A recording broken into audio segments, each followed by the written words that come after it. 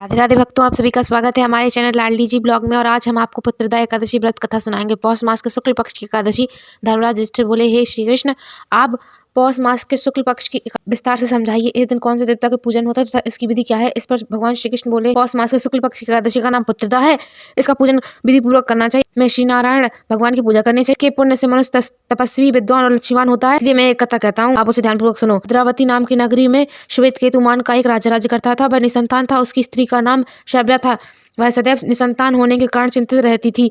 इस पुत्रहीन राजा के पितर रो रो कर पिंडदान लेते थे और सोचा करते थे कि इसके बाद हमें कौन पुण्य देगा। इधर राजा को भी बंधु बांधव, धन संपदा, राज वैभव से संतोष नहीं होता था। इसका एकमात्र कारण उसका पुत्रहीन होना था। यह वह विचार करता था कि मेरे मरने के बाद मुझे कौन पिंड देगा। बिना पुत्र के पितरों और देवताओं के ऋण से ऋण नहीं हो सकते। जिस घर में पुत्र ना हो वह सदैव अंधेरा ही रहता है।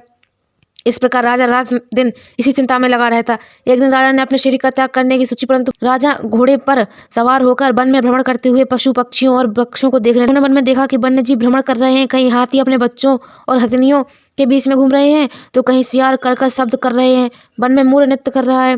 वन के सुंदर दृश्य को देखते हुए राजा को दोपहर हो गई। अब राजा को भूख और प्यास लगने लगी। वह सोचने लगे कि मैं अनेक पुण्य दान किए हैं और ब्राह्मणों तथा गरीब को भोजन कराया, परंतु फिर भी मुझे यह दुख क्यों मिल रहा है। राजा भूख प्यास के कारण बहुत बेचैन होने लगे और पानी की तलाश में आगे बढ़े। कुछ ही आगे जाने पर वह एक सरोवर मिला। उस सरोवर में सुंदर कमल खिल रहे थे और उसमें सारस, हंस, मगरमच्छ चल क्रीड़ा कर रहे थे। उस सरोवर के चारों तरफ मुनियों के आश्रम बने थे। तब राजा का दाहिना अंग फड़कने लगा। राजा मन में प्रसन्न होकर सरोवर के किनारे बैठे हुए थे। मुनियों को देखकर घोड़े से उतरे और दंडवत करके उनके सम्मुख बैठ गए।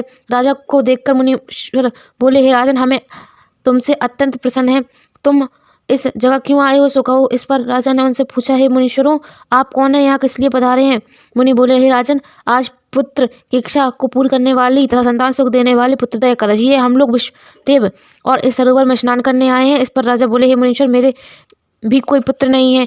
यदि आप प्रसन्न हो तो एक पुत्र का वरदान दीजिए। मुनि बोले, हे राजन, आज पुत्रदा एकादशी है और इसका व्रत अवश्य करें। भगवान की कृपा से आपको पुत्र की प्राप्ति अवश्य होगी। मुनि के वचनों को सुनकर राजा ने उस दिन परायण और मुनियों को प्रणाम करके महल को वापस गए।